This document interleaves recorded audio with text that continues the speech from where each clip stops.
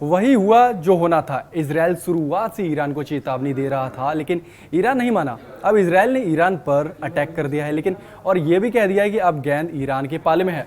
वो क्या चाहता है अब ईरान बताए। ईरान अकेला है, लेकिन ईरान काफ़ी है। इजराइल के पीछे भले ही अमेरिका का हाथ हो, लेकिन अब ईरान में इजराइल के खिलाफ आंदोलन होने लगा है और वहाँ की जनता बदला चाह रही है। आपको बता दूं कि इजराइल ने आज सुबह ईरान के 4 एटमी और 2 सैन्य ठिकानों पर 200 फाइटर जेट से मिसाइलें दागी। हमले में ईरान के सेना प्रमुख, स्पेशल फोर्स के चीफ, 2 परमाणु वैज्ञानिक समेत 5 बड़े अफसर मारे गए।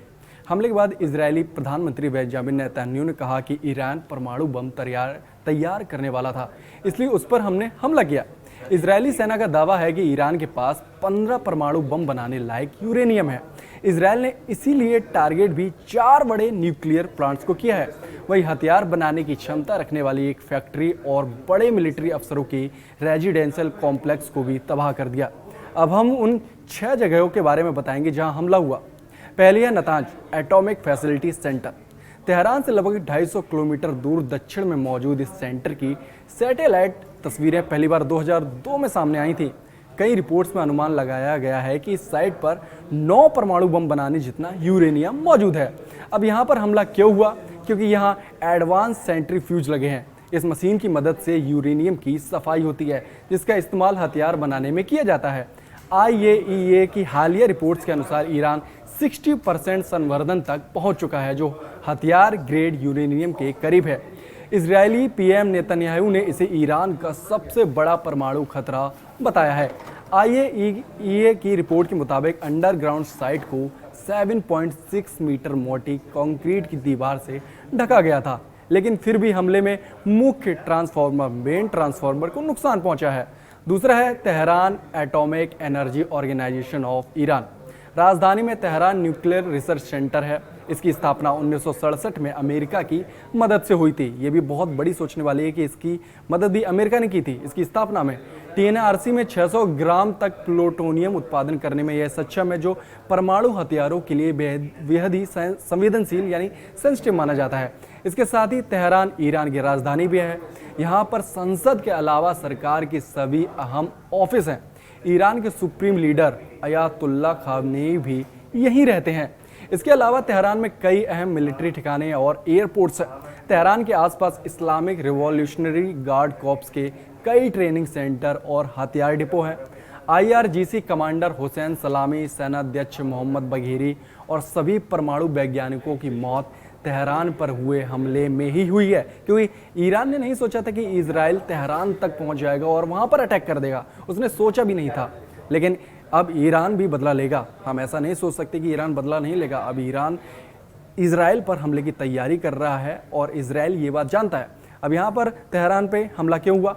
इजराइल के नेतृत्व ने सीधा हमला कर यह जताया है कि वो ईरान के सबसे सुरक्षित केंद्रों तक पहुंच सकता है, मतलब तेहरान तक पहुंच गया है।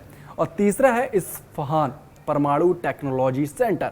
इस शहर में यूरेनियम कन्वर्जन फैसिलिटी है, जहां पर कच्चे यूरेनियम को गैस में बदला जाता है। यहाँ न्यूक्लियर फैसिलिटी को साल 1999 में शुरू किया गया था। इस शहर में ईरान का एक बड़ा एयर बेस भी है। यहाँ पुराने अमेरिकी F-14 टॉमकैट फाइटर जेट रखे गए हैं, जो ईरान ने 1979 की क्रांति यानी रिवॉल्यूशन से पहले खरीदे थे।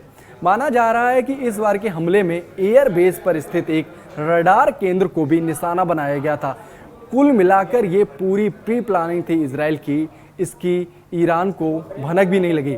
इस्फहान में हथियार खरीदने बनाने वाली और फैक्ट्री भी है, जिनमें से एक पर पिछले साल भी इजराइल ने हमला किया था। इस बार 3 ड्रोन से यहाँ हमला हुआ है। ईरानी अधिकारियों ने कहा कि 2 ड्रोन मार गिराए गए हैं और एक ने फैक्ट्री की छत को थोड़ा नुकसान पहुंचाया है। अब यहाँ पर हमला क्यों हुआ? ईरान की वायुसेना और रक्षा सिस्टम को कमजोर करना और हिजबुल्लाह जैसे संगठन को हथियार मिलने से रोकना इजराइल का मकसद था। चौथी जगह है अराक यानी हैवी वाटर रिएक्टर। यहाँ पर काम करते हैं। अराक में हैवी वाटर रिएक्टर हैं। इससे प्लूटोनियम बन सकता है। यह परमाणु हथियार बनाने का एक और तरीका है यूरेनियम के अलावा, जिससे आधिकारिक तौर पर 40 रिएक्टर के रूप में जाना जाता है। यह ईरान के परमाणु कार्यक्रम का एक हिस्सा है और इसे मुख्य रूप से अनुसंधान और रेडियो आइसोटॉप उत्पादन के लिए डिजाइन किया गया था।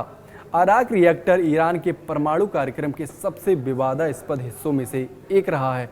पश्चिमी देशों वेस्ट में विशेष रूप से अमेरिका और इजराइल ने चिंता जताई थी कि इस रिएक्टर का उपयोग हथियार ग्रेड प्लूटोनियम के उत्पादन के लिए हो सकता है। हमला क्या हुआ इधर पर? ईरान के एटॉमिक प्रोग्राम के दूसरे रास्तों को भी रोकना था इजराइल का मकसद कि जो दूसरे प्रोग्राम ईरान चालू कर रहा है और तैयारी में है उनको रोका जा सके। पांचवा है तबरीज मिलिट्री बेस और बड़ा तेल रिफाइनरी है यहाँ पर, और इसको निशाना बनाया है इजराइल ने। तबरीज ईरान के अजरबैजान प्रांत की राजधानी है। यहाँ कोई परमाणु ठिकाना नहीं है। यह तुर्की और आर्मेनिया की सीमा के बिल्कुल करीब है। यहाँ कई military warehouses, missile production unit और IRGC से जुड़े ठिकाने हैं जो बैलिस्टिक मिसाइलों और ड्रोनों का उत्पादन करते हैं। इजराइल ने 2023 में भी यहाँ पर एक ड्रोन फैक्ट्री पर हमला किया था। तबरीज में तेल रिफाइनरी है। यहाँ हमला करने का मकसद ईरान के तेल क्षमता को कमज़ोर करना है क्योंकि ईरान की इकॉनमी ज़्यादातर तेल पे बेस्ड है, लेकिन यहाँ पर हमला करना इकॉनमी पर भी हमला करना माना गया है। हमला यहाँ पर क्यों हुआ तो इसको बताते चले कि सैन्य और आर्थिक ढांचे को कमज़ोर करना, मतलब एक तरीके से जो ईरान की सेना है उसको थोड़ा सा कमज़ोर करना और ईरान की इकॉनमी को भी थोड़ा सा नुकसान पहुँचाना इजराइल का यहाँ मकसद रहा है। छठवां है करमनशाह। तेहरान के पास ईरान के मिसाइल बेस और औद्योगिक कॉम्प्लेक्स ईरान सीमा के पास हैं। करमनशाह शहर इराक के दियाला प्रांत और सुलेमानिया जैसे क्षेत्रों के पास है। यह इराक की राजधानी बगदाद से बस 150 से 200 किलोमीटर दूर है। करमनशाह में कई इम्पोर्टेंट बॉर्डर क्रॉसिंग पॉइंट हैं, जैसे खोसरवी सीमा चौकी जो ईरान और इराक के बीच एक व्यापार और तीर्थ यात्रा, विशेष रूप से सिया तीर्थयात्रियों के लिए जो इराक में करबला और नजफ के लिए जाते हैं के लिए यूज़ किया जाता है। हमला यहाँ पर इजराइल ने किया, इसका मकसद था कि 2024 की ईरानी मिसाइल हमलों के बाद करमनशाह से जवाबी संभावित हमलों को रोकना था। मतलब यहाँ करमनशाह से ईरान जवाबी हमला कर सकता है, इसलिए इजराइल ने इसे टारगेट किया। नेतन्याहू बोले कि ईरान हमारे लिए खतरा है। इजरायली सेना ने कहा कि यह प्री एम्प्टिव स्ट्राइक थी, यानी खतरे को भांप कर इजराइल ने हमला किया ताकि ईरान कोई बड़ी कार्रवाई ना कर सके। इजरायली सेना ने यह भी कहा है कि आगे और भी ऐसे कई हमले हो सकते हैं। इजराइल के प्रधानमंत्री बेंजामिन नेतन्याहू ने कहा कि ईरान चोरी छिपे परमाणु हथियार बना रहा था। यह हमारे देश के लिए खतरा है, इसलिए हमारी सेना ने नतान जैसे अहम परमाणु ठिकानों और ईरान के कुछ प्रमुख वैज्ञानिकों पर हमला किया, क्योंकि इजराइल को डर था कि कहीं अगर ईरान पूरी तरीके से परमाणु संपन्न देश बन गया तो ये इजराइल के अस्तित्व के लिए बड़ा खतरा बन सकता है। और नेतन्याहू ने इसीलिए यहाँ पर हमले के आदेश दिए। इंडिया में जब यहाँ के राजदूत, जो इजराइल के राजदूत हैं, उनसे बात की गई थी, जब न्यूज़ 18 ने बात की तो उन्होंने भी यही कहा था कि भाई 60 लाख यहूदियों को मौत के घाट उतार दिया गया, हिटलर ने मार दिया था, लेकिन हम उस चीज़ का इंतज़ार नहीं कर सकते। आगे ईरान भी ऐसा कर सकता है अगर वो परमाणु संपन्न देश बन गया। नेतन्याहू का इजराइल सिर्फ अपने लिए नहीं बल्कि पूरी दुनिया की सुरक्षा के लिए कदम उठा रहा है, क्योंकि अगर ईरान परमाणु संपन्न देश बन गया है तो ये पूरे दुनिया के लिए खतरा है, ऐसा नेतन्याहू का कहना है।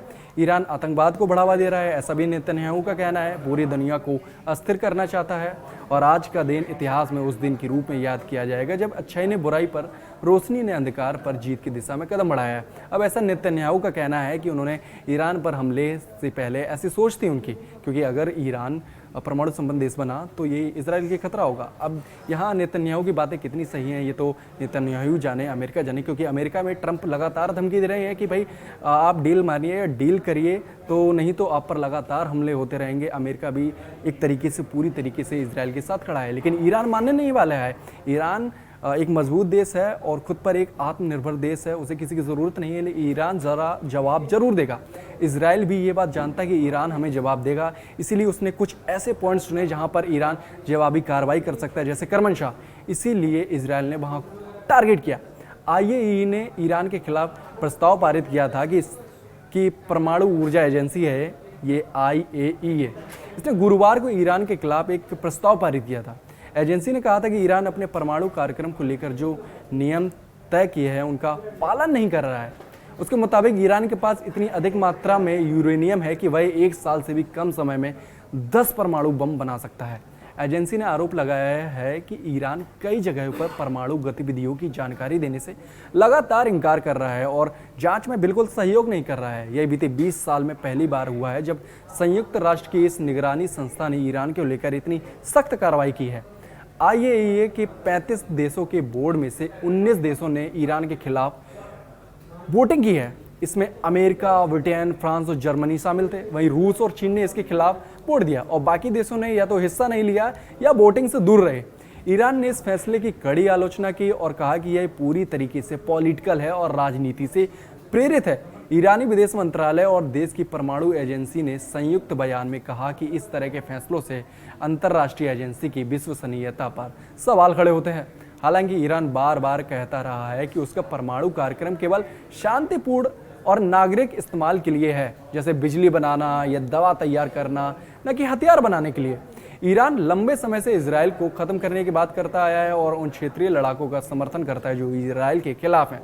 दूसरी तरफ इजराइल ईरान को अपने लिए अस्तित्व के लिए खतरा मानता है। उसका मकसद ईरान को परमाणु बम बनाने से रोकना है, क्योंकि इजराइल को डर है कि अगर परमाणु बम संपन्न देश बन गए ईरान, तो हमारे लिए सबसे बड़ी चुनौती ईरान बनेगा। इसीलिए इजराइल ने ये कार्रवाई की है। पिछले कुछ सालों में यह टकराव लगातार बढ़ा है। 2019 में इजराइल ने सीरिया, लेबनान और इराक में उन ठिकानों पर हमले किए जहां से ईरान अपने सहयोगियों को हथियार भेजता था। साल 2020 में इजराइल ने ईरान के एक बड़े परमाणु वैज्ञानिक मोहसिन फखरीजादे की हत्या कर दी थी। फखरीजादे अपनी कार में थे। इस दौरान एक रिमोट मशीन गन से लैस एक गाड़ी ने उन पर हमला कर दिया था। रिपोर्ट्स के मुताबिक यह हथियार सैटेलाइट से कंट्रोल होता था। इसमें AI का इस्तेमाल किया गया था। आप सोच सकते हैं कि उस वक्त इजराइल ने टारगेट किया था परमाणु वैज्ञानिक को ताकि सटीक निशाना लगाया जा सके। उस वक्त AI का इस्तेमाल किया था। अब ये लड़ाई कहाँ तक जाएगी, इस पर हमारी नज़र बनी हुई है और ईरान इजराइल को जवाब देगा। ये बात ईरान भी जानता है, अमेरिका भी जानता है। इसलिए हमने पहले देखा कि भाई ट्रंप इतनी धमकियां नहीं देते। अब ट्रंप की लगातार ट्वीट आ रहे हैं ईरान को धमकी देते हुए, लेकिन ईरान मानने वाला नहीं है। ईरान जवाब जरूर देगा। ये बात इजराइल और अमेरिका दोनों जानते हैं। अब ईरान क्या करता है, इस पर हमारी नज़र है। हर अपडेट हम आपको देते रहेंगे। हमारा डिजिटल प्लेटफॉर्म बस आप फॉलो करते रहिए और देखते रहिए News 18 उर्दू।